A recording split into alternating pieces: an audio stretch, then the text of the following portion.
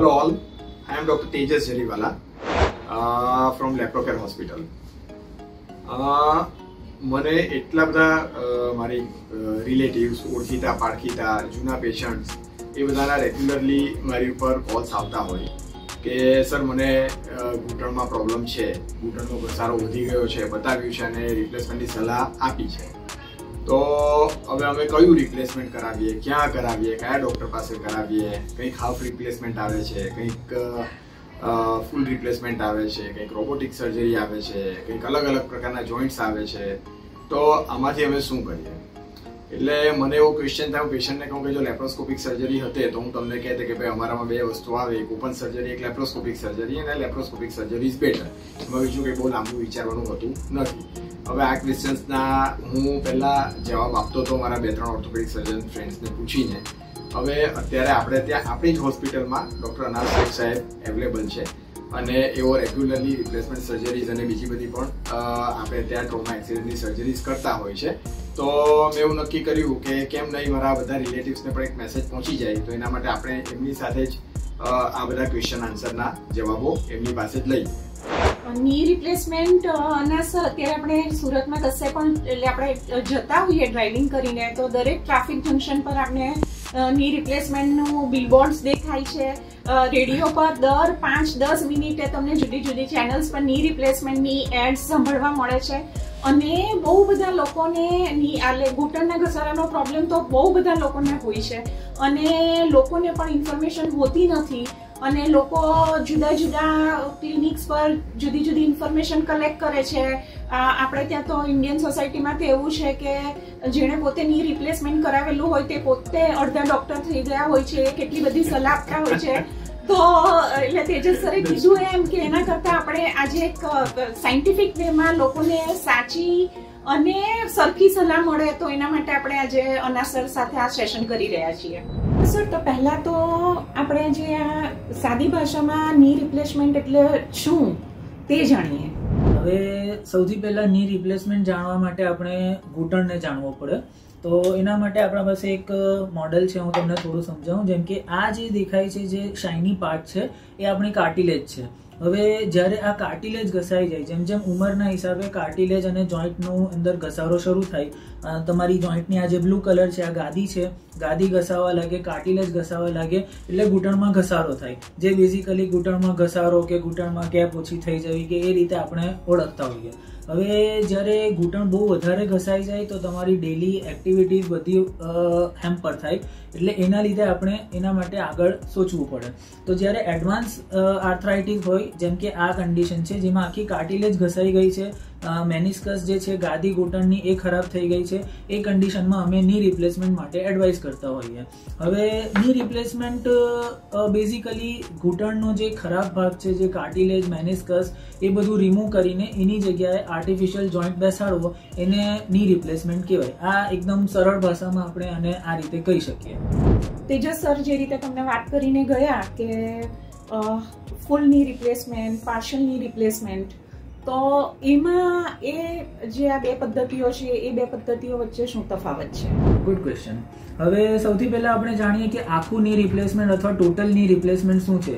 જ્યારે ઘૂંટણના અંદર try કમ્પાર્ટમેન્ટલ osteoarthritis એટલે કે ઘૂંટણના 3 કમ્પાર્ટમેન્ટ, જે મીડિયલ કમ્પાર્ટમેન્ટ, લેટરલ કમ્પાર્ટમેન્ટ અને પટેલોફિમોરલ કમ્પાર્ટમેન્ટ, એ ત્રણેય કમ્પાર્ટમેન્ટમાં જ્યારે ઘસારો હોય ત્યારે અમે ટોટલ ની રિપ્લેસમેન્ટ માટે એડવાઇસ કરતા હોઈએ. ટોટલ ની રિપ્લેસમેન્ટ એટલે એ 3 કમ્પાર્ટમેન્ટમાં ની રિપ્લેસમેન્ટ થાય અને આખો જે જોઈન્ટ છે ઓપરેશન પછી એ આ ટાઈપનો થઈ જાય. એટલે આના અંદર કેવું છે, જે પણ તમારો કાર્ટિલેજનો ભાગ છે, જે ખરાબ ભાગ છે એ નીકળી ગયો, તમારો ગાદીનો ભાગ નીકળી ગયો, ખાલી અંદર આ 2 લિગામેન્ટ છે એ લિગામેન્ટ ઇન્ટેક્ટ રહી અને તમારો આખો આર્ટિફિશિયલ જોઈન્ટ આવી જાય કંઈક આ રીતે. એટલે પછી તમારી જે મુવમેન્ટ થશે એ બધી મુવમેન્ટ આ જોઈન્ટ પર થશે અને આને કહેવાય ટોટલ ની રિપ્લેસમેન્ટ, એટલે કે આખું ની રિપ્લેસમેન્ટ. હવે અમુક કેસમાં એવું થાય કે ફક્ત ઘૂંટણનો એક જ ભાગ ઘસાયેલો હોય અને ઘૂંટણનો એક જ ભાગ ઘસાયેલો હોય તો એ વખતે આપણે ટોટલ ની રિપ્લેસમેન્ટ કરવાની જરૂર નથી, બીકોઝ જે 50 વર્ષના અંદર આ ભાગ નહીં ઘસાયો તો આગળના વર્ષોમાં પણ એના ભાગના ઘસાવાના ચાન્સીસ ઓછા છે. એ વસ્તુ કન્સિડર કરીને આપણે પાર્શિયલ ની રિપ્લેસમેન્ટ ક્યાં તો યુનિકોન્ડાઇલર ની રિપ્લેસમેન્ટ માટે વિચારી શકીએ. હવે પેશન્ટે રિપ્લેસમેન્ટ કરાવવાનું આવ્યું છે તો એના કયા ક્રાઇટેરિયા છે કે તમે ટોટલ ની રિપ્લેસમેન્ટ કરશો કે પાર્શિયલ ની રિપ્લેસમેન્ટ કરશો? આપણને એવું લાગે કે ભાઈ યુનિકોન્ડાઇલર ની રિપ્લેસમેન્ટ જ વધારે બેટર છે, કે ભાઈ એક જ બાજુનું જેટલો ભાગ ઘસાયેલો છે તે જ બાજુનું આપણે ઓપરેશન કરીએ એ વધારે બેટર છે. પણ એના અમુક લિમિટેશન્સ છે, જેમ કે તમારા જે લિગામેન્ટ્સ છે ઘૂંટણના ACL, PCL એ બધા લિગામેન્ટ ઇન્ટેક્ટ હોવા જોઈએ. પટેલોફિમોરલ આર્થરાઇટિસ એટલે કે ઢાંકણી વચ્ચે ઘસારો ન હોવો જોઈએ, તો યુનિકોન્ડાઇલર રિપ્લેસમેન્ટ સફળ થઈ શકે, નહીં તો એના ફેલિયરના ચાન્સ વધી જાય. આ જે બંને પદ્ધતિઓ છે ટોટલ ની રિપ્લેસમેન્ટ અને પાર્શિયલ ની રિપ્લેસમેન્ટ એટલે TKR અને UKR, તો એ બંને પદ્ધતિના ફાયદા અને ગેરફાયદા કયા કયા છે? હવે જે આપણે UKR કરીએ છીએ, જે પાર્શિયલ ની રિપ્લેસમેન્ટ છે, એના અંદર ખાલી એક કમ્પાર્ટમેન્ટ ચેન્જ કરીએ, એના સિવાય અંદર લિગામેન્ટ્સ ઇન્ટેક્ટ હોય, ACL, PCL એ બધું ઇન્ટેક્ટ હોય, એટલે એના લીધે પેશન્ટને નેચરલ જોઈન્ટની ફીલ વધારે આવે અને એવું લાગે કે વધારે થોડું ફિઝિયોલોજિકલ છે, જે પહેલા ચાલતા હતા એ જ રીતે અત્યારે ચાલે છે એવી ફીલ આવે. ઓન ધી અધર હેન્ડ જ્યારે ટોટલની રિપ્લેસમેન્ટ કરીએ તો થોડું મિકેનિકલ ફીલ થઈ શકે પેશન્ટને, પરંતુ ટોટલની રિપ્લેસમેન્ટ ત્યારે કરવામાં આવે જ્યારે સિવિયર આર્થરાઇટિસ હોય, એટલે સિવિયર આર્થરાઇટિસમાં ટોટલની રિપ્લેસમેન્ટ વધારે બેનિફિશિયલ છે, અને પાર્શિયલ આર્થરાઇટિસ કે મીડિયલ કમ્પાર્ટમેન્ટ આર્થરાઇટિસ હોય ત્યારે યુનિકોન્ડાઇલરની રિપ્લેસમેન્ટ વધારે બેટર છે. બંને પદ્ધતિઓથી જે આ ની રિપ્લેસમેન્ટ સર્જરી કરાય છે તો એમાં કેટલો સમય પેશન્ટે મેડિસિન લેવાની જરૂર પડે, કેટલો સમય પેશન્ટે કસરત કરવી પડે, કેટલો સમય રિકવરીમાં જાય, તે આપણા વ્યુઅર્સ જાણવા માંગશે. હવે જો આપણે રિકવરી પીરિયડ વિચારીએ તો બંને જ કન્ડિશનના અંદર હવે મિની ઓપરેટિવ ટેકનિક્સ હોય છે કે જેના અંદર અમે ટોટલની રિપ્લેસમેન્ટમાં પણ સબવાસ્ટસ અપ્રોચથી કરીએ, કે જે સ્નાયુ કાપ્યા વિનાની પદ્ધતિ છે, એટલે એના લીધે રિપ્લેસમેન્ટ પછી રિહેબ પીરિયડ બહુ વધારે સ્પીડી થઈ જાય. બીજા દિવસથી ક્યાં તો સેમ ડે ચાલવાનું શરૂ થઈ શકે. ટોટલ મહિના સુધી આપણે ફિઝિયોથેરાપી કરવી પડે, જે થોડું પ્રોપર રિહેબ માટે, અને 3 થી 6 મહિના જેટલો સમય લાગે કમ્પ્લીટ નોર્મલ થવા માટે. જરૂરી નથી કે 6 મહિના જેટલો સમય લાગે જ, પરંતુ તમારા એક ઘણા બધા ફેક્ટર્સ પર ડિપેન્ડ કરે કે જે પ્રી એક્ઝિસ્ટિંગ કન્ડિશન કેટલી છે, કેટલો સિવિયર ઘસારો છે, પેશન્ટનું બોડી વેઇટ કેટલું છે, કેટલી સારી રીતે કસરત કરે છે, એ બધી વસ્તુ કન્સિડર કરીને આપણે એક એસ્ટિમેટ કરી શકીએ કે કેટલા ટાઈમમાં કમ્પ્લીટ રિકવરી આવશે. જે લોકો ની રિપ્લેસમેન્ટ કરાવતા હોય છે મોટે ભાગે એ લોકો સિનિયર સિટીઝન્સ હોય છે, અને આવા લોકોને આપણે જોઈએ છીએ કે ડાયાબિટીસ, બ્લડ પ્રેશર કે થાઇરોઇડ એવા પ્રોબ્લેમ્સ તો હોય જ છે ને, એ લોકો ઓલરેડી એની મેડિસિન્સ લેતા હોય છે. તો એવા લોકોને એ ડાઉટ હોય છે કે મારા આ ડાયાબિટીસ અને બ્લડ પ્રેશર સાથે પણ હું આ ની રિપ્લેસમેન્ટ સર્જરી કરાવી શકું? હા, હવે આ એક બહુ મહત્વનો અને પ્રેક્ટિકલ ક્વેશ્ચન છે. ઘણા લોકો એવું વિચારતા હોય છે કે મને પ્રેશર છે, મને થાઇરોઇડ છે, મને શુગર છે, આટલી બધી તકલીફ છે, પાછું આટલું મોટું ઓપરેશન કરાવું તો પછી હું બેડમાં બેસી જઈશ, મારાથી ચલાશે નહીં, ફરાશે નહીં. તો આ એક સૌથી મોટી જે મિથ કહી શકાય એ છે. એના માટે હું એક વસ્તુ ક્લિયર કરીશ કે આપણે ડાયાબિટીસ હોય કે પ્રેશર હોય કે કશું પણ વસ્તુ હોય એને કંટ્રોલ કરીને ની રિપ્લેસમેન્ટ ચોક્કસપણે કરી શકીએ છીએ. એના માટે આપણા પાસે ફિઝિશિયન ડોક્ટર્સની ટીમ અવેલેબલ છે, અહીંયા આપણા પાસે ICU બેકઅપ અવેલેબલ છે, ઇવન અહીંયા આપણા પાસે મોડ્યુલર ક્લાસ 100 ઓપરેશન થિયેટર છે. એ એવું ઓપરેશન થિયેટર છે કે જેના અંદર ઓપરેશનમાં, ચાલુ ઓપરેશનમાં તથા ઓપરેશન પછી ઇન્ફેક્શન લાગવાના ચાન્સ બિલકુલ નહીવત થઈ જાય છે. એટલે ધારો કે જો પેશન્ટને ડાયાબિટીસ હોય તોય આપણે બહુ સારી રીતે ની રિપ્લેસમેન્ટ કરીને બહુ સારા રિઝલ્ટ લાવી શકીએ છીએ. એટલે કોઈ પણ તમારી કન્ડિશન હોય એના માટે અમે બેઠા છે. એ વસ્તુ અમે પહેલા મેનેજ કરીને ત્યાર પછી ઓપરેશન માટે અમે વિચારી શકીએ અને ઓપરેશન માટે તમને ગાઈડ કરીએ. આપણી ઇન્ડિયન સોસાયટીમાં આપણે જનરલી લેડીઝે તો પલાઠી વાળીને બેસવાનું ઘણીવાર આવતું જ હોય છે. તો એક ક્વેશ્ચન એ છે કે પેશન્ટ એક વખત આ ની રિપ્લેસમેન્ટ સર્જરી કરાવે પછી પેશન્ટ પલાઠી વાળીને બેસી શકે? હા જરૂર, ઓપરેશન પછી પલાઠી વાળીને બેસી શકાય ચોક્કસપણે, પરંતુ એમાં પણ અમુક લિમિટેશન્સ છે. જો બોડી વેઇટ બહુ વધારે હોય અને તો પછી ઉપર જે બેસીને ઊભા થવામાં તકલીફ થઈ શકે, એટલે અમે જનરલી નીચે જમીન પર પલાઠી વાળીને બેસવાનું પ્રિફર નહીં કરીએ. સોફા પર પલાઠી વાળીને બેસે એમાં કંઈ વાંધો નહીં આવે. યુનિકોન્ડાઇલર ની રિપ્લેસમેન્ટ પછી એ બધી વસ્તુ વધારે સ્મૂથ હોય, બિકોઝ આપણા લિગામેન્ટ્સ અને બધું ઇન્ટેક્ટ હોય, એટલે આપણને એ વધારે સ્મૂથ રહે યુનિકોન્ડાઇલર પછી રાધર દેન ટોટલ ની રિપ્લેસમેન્ટ. આ ઓપરેશનનું લાઈફ સ્પાન કેટલી છે?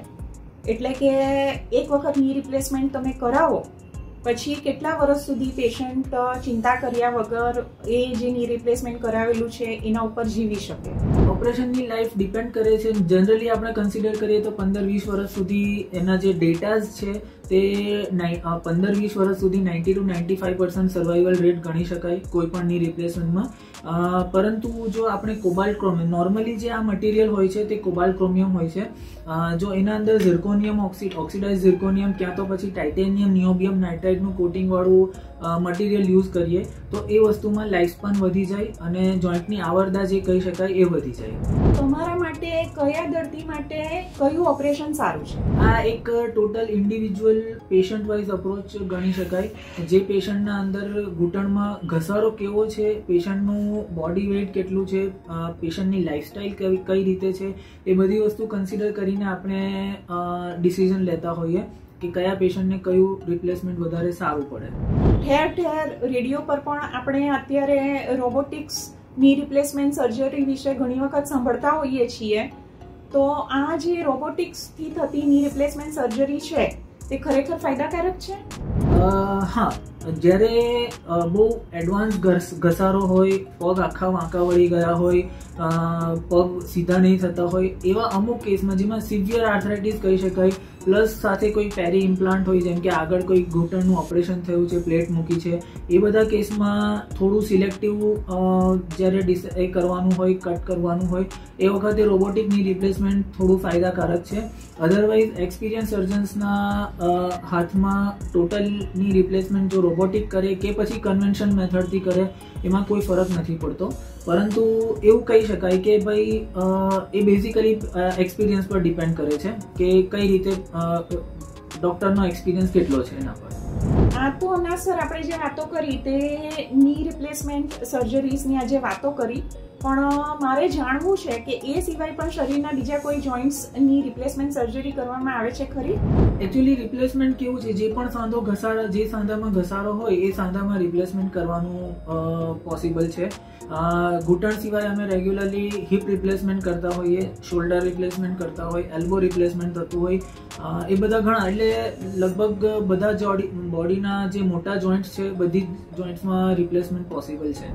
ની રિપ્લેસમેન્ટ કરાવવું પડે એ તો ચાલો ઓપરેશન કરાવવું પડે એક બાબત છે, પણ આપણા જેવા લોકો કે જેમના હજી ઘૂંટણ સહી સલામત છે, તો તમે કઈ સલાહ આપશો કે જેથી કરીને આપણને ભવિષ્યમાં એવો પ્રોબ્લેમ નહીં થાય, અને ધારો કે થવાનો પણ હોય તો આપણે એને 10-15 વર્ષ સુધી પાછળ ઠેલી શકીએ? ચોક્કસપણે. સૌથી પહેલું જો હું એના એક સિંગલ વસ્તુ પર જો હું ભાર દઈશ તો એ વેઇટ છે. જો તમે વેઇટ મેનેજમેન્ટ સારી રીતે કરો, ભગવાને જે જોઈન્ટને 60 કિલોનું વજન સહન કરવા માટે બનાવ્યા હોય એના પર આપણે 100 કિલોનું વજન નાખીએ તો ડેફિનેટલી એ જોઈન્ટ પર ઘસારો, એ જોઈન્ટ પર ઇફેક્ટ વધારે પડવાની જ છે. એટલે સૌથી પહેલું અને મોસ્ટ ઇમ્પોર્ટન્ટ ફેક્ટર એક વેઇટ મેનેજમેન્ટ છે.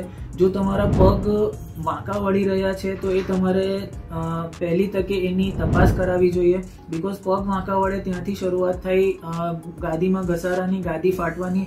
એકવાર ગાદી ફાટે ત્યાર પછી અંદર ઘસારાની શરૂઆત અને ઘસારો એડવાન્સ થતો જાય.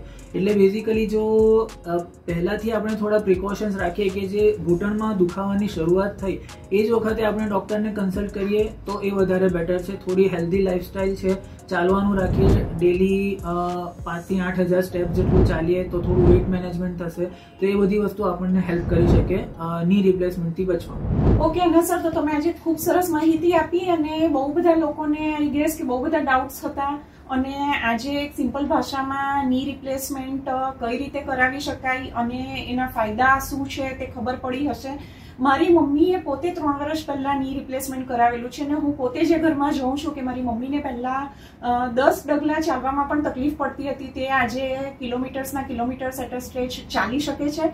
એટલે આ ઓપરેશનથી ગભરાવાની બિલકુલ જરૂર નથી. જો તમે ખરેખર બહુ પીડાઈ રહ્યા હોવ તો ચોક્કસ એક વખત લેપ્રોકેર હોસ્પિટલ આવીને અનાસરની મુલાકાત લો. એ તમને સાચી સલાહ આપશે અને તમે ની રિપ્લેસમેન્ટ કરાવીને તમારી જિંદગી જે અત્યારે શું કહેવાય કે ચાલવા ફરવામાં તકલીફ પડી રહી છે તે તમારી પહેલા જેવી હતી એવી થઈ શકે છે. અને જો તમે હજી નાની ઉંમરના છો અને તમારા ઘૂંટણ અત્યારે સારા છે તો સરે જે રીતે કહ્યું એ રીતે એવી તકેદારીઓ લઈને આપણે ની રિપ્લેસમેન્ટથી બચી પણ શકીએ. અને thank you so much to listen to us.